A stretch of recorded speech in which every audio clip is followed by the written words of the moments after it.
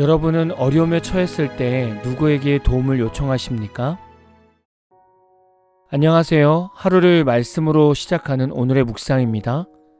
오늘은 사무엘상 11장 1절부터 11절까지의 내용을 묵상하겠습니다. 먼저 말씀을 듣겠습니다. 암몬 사람 나하스가 올라와서 길르앗 야베스에 맞서 진침해 야베스 모든 사람들이 나하스에게 이르되 우리와 언약하자. 그리하면 우리가 너를 섬기리라. 암몬 사람 나하스가 그들에게 이르되 내가 너희 오른눈을 다 빼야 너희와 언약하리라. 내가 온 이스라엘을 이같이 모욕하리라. 야베스 장로들이 그에게 이르되 우리에게 이래 동안 말미를 주어 우리가 이스라엘 온 지역에 전령들을 보내게 하라. 만일 우리를 구원할 자가 없으면 내게 나아가리라. 이에 전령들이 사울이 사는 기브아에 이르러 이 말을 백성에게 전하매 모든 백성이 소리를 높여 울더니 마침 사울이 밭에서 소를 몰고 오다가 이르되 백성이 무슨 일로 우느냐? 그들이 야베스 사람의 말을 전하니라. 사울이 이 말을 들을 때 하나님의 영에게 크게 감동되매 그의 노가 크게 일어나 한결이의 소를 잡아 각을 뜨고 전령들의 손으로 그것을 이스라엘 모든 지역에 두루 보내어 이르되 누구든지 나와서 사울과 사무엘을 따르지 아니하면 그의 소들도 이와 같이 하리라. 하였더니 여호와의 두려움이 백성에게 임하매 그들이 한 사람같이 나온지라. 사울이 베색에서 그들의 수를 세어보니 이스라엘 자손이 30만 명이요 유다 사람이 3만 명이더라. 무리가 와 있는 전령들에게 이르되 너희는 길르앗 야베스 사람에게 이같이 이르기를 내일 해가 더울 때에 너희가 구원을 받으리라 하라. 전령들이 돌아가서 야베스 사람들에게 전하매 그들이 기뻐하니라. 야베스 사람들이 이에 이르되 우리가 내일 너희에게 나아가리니 너희 생각에 좋을 대로 우리에게 다 행하라. 이튿날 사울이 백성을 3대로 나누고 새벽에 적진 한가운데로 들어가서 날이 더울 때까지 암몬 사람들을 치매 남은 자가 다 흩어져서 둘도 함께 한 자가 없었더라. 살다 보면 참 대화가 안 되는 사람들이 있습니다. 흔히 말해서 막무가내로 나오는 사람들이 있습니다. 자신의 입장만 생각하고 자신이 원하는 방법만 추구하여 협상하려는 사람들이 있습니다.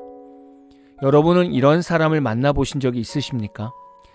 예수를 믿다 보면 늘 상대에게 친절하고 웃으면서 대해야 한다는 생각을 합니다. 그리고 이렇게 살아야 우리의 모습을 통해서 예수님이 드러난다고 생각합니다. 이 말이 틀린 말은 아닙니다. 그리고 제가 볼 때에는 예수님을 제대로 믿는 성도는 대체적으로 상냥합니다. 그럼 상냥한 성도가 세상살이 하면서 막무가내로 살아가는 사람을 만나면 어떻게 해야 할까요? 오늘 말씀을 보면 막무가내로 나오는 암몬 사람 나하스를 볼 수 있습니다. 이스라엘이 암몬 사람 나하스와의 상황을 어떻게 푸는지를 보면서 우리도 인생의 해답을 찾을 수 있습니다. 암몬 사람 나하스가 길르앗 야베스에 진을 치게 되죠. 야베스 사람들은 암몬 사람 나하스에게 우리와 언약하자. 그리하면 우리가 너희를 섬기리라고 말하게 됩니다. 지금 일반적으로 보면 야베스 사람들은 너무나 겸손히 엎드려서 서로 화친하자고 말하는 겁니다. 그런데 암몬 사람 나하스가 바라는 조건이 따로 있었습니다. 2절을 보면 내가 너희 오른눈을 다 빼어야 너희와 언약하리라고 조건을 이야기합니다. 오른쪽 눈을 뺀다는 것은 고대 근동의 전투 방식과 직결이 되어 있습니다. 당시 군인들은 왼쪽 팔에 큰 방패를 들고 싸웠는데 방패로 몸과 얼굴의 왼쪽을 가리면 전투 시야는 전적으로 오른쪽 눈에 의존하게 됩니다. 따라서 오른쪽 눈을 잃는다는 것은 생명은 유지하되 군인으로서의 전투력을 영구히 상실하는 것을 의미하며 동시에 이스라엘 전체에 대한 씻을 수 없는 국가적 모욕을 당하는 것입니다.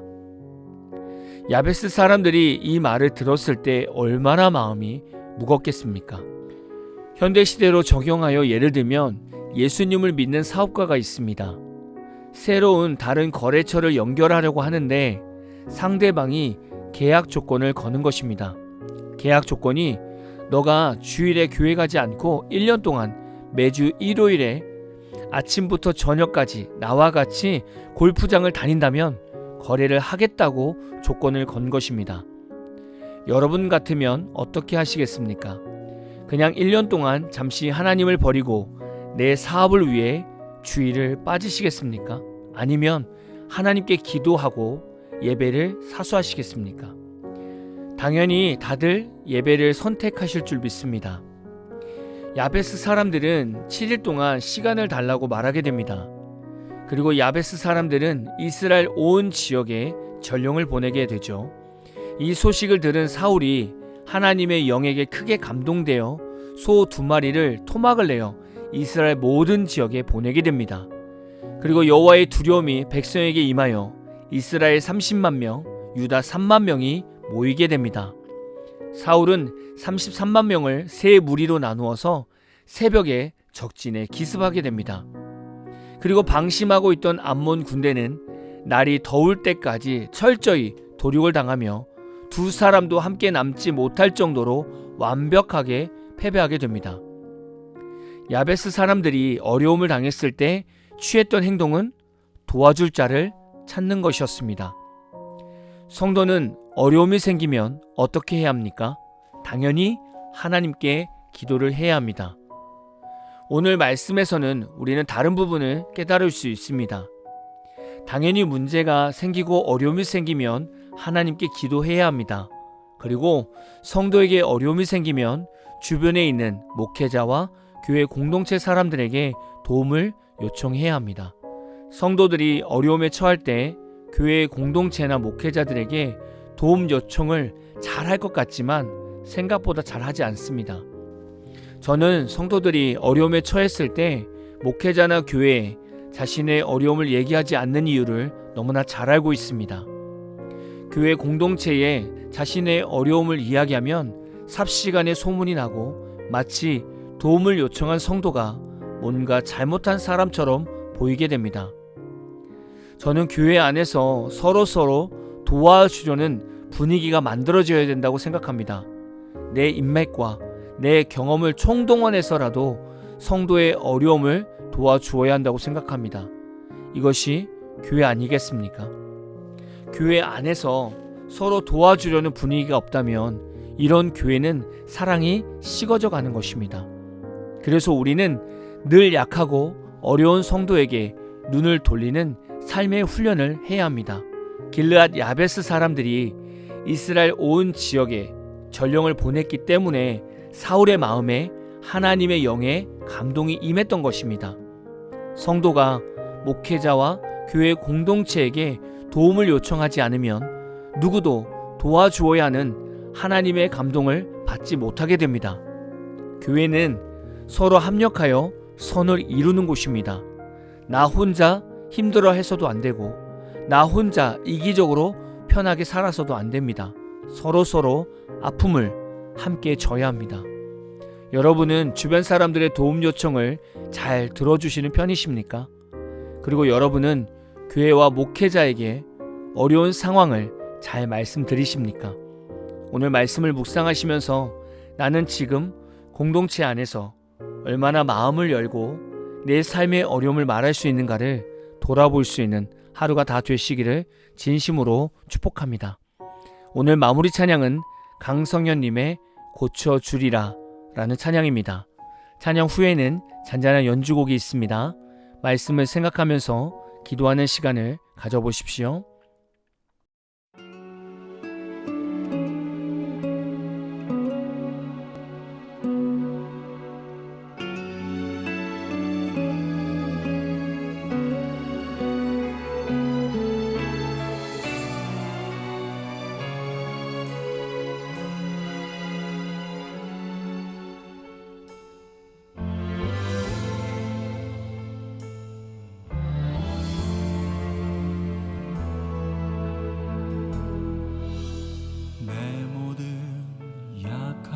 것을 고쳐주리라.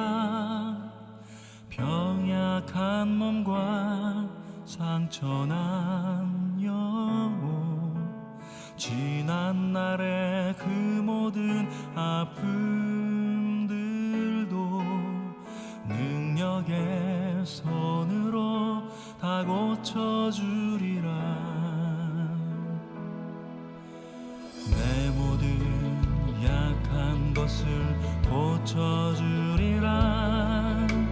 짓눌린 마음과 조각난 꿈들, 비바람에 파헤쳐진 삶의 자리도 사랑의 손으로 다 고쳐주리라. 이제 내가 너희를 고쳐주리라. 고쳐주리라. 내 눈물 보았고 내 기도 들었으니 연약한 것 고치리라. 생명 주리라. 일으켜주리라. 못자국 난 손으로 다 고쳐주리라. 소망 주리라. 기쁨을 주리라. 내가 너를 고쳐주리라.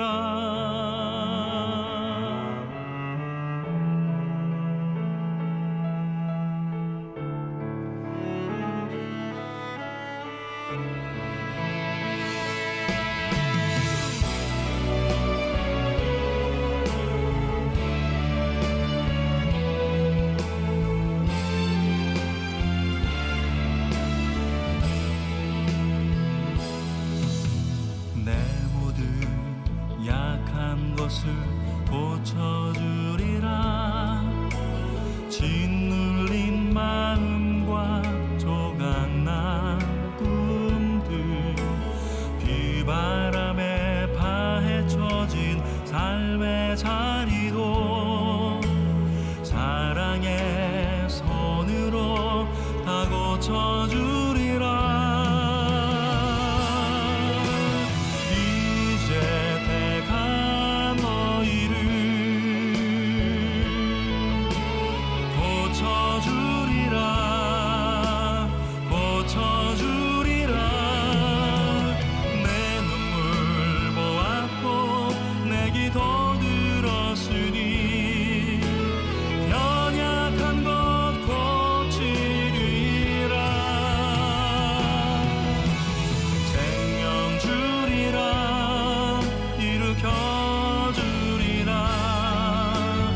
못자국 난 손으로 다 고쳐주리라.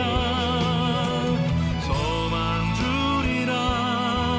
기쁨을 주리라. 내가 너를 고쳐주리라. 내가 너를 고쳐주리라. 내가 너를 고쳐주리라.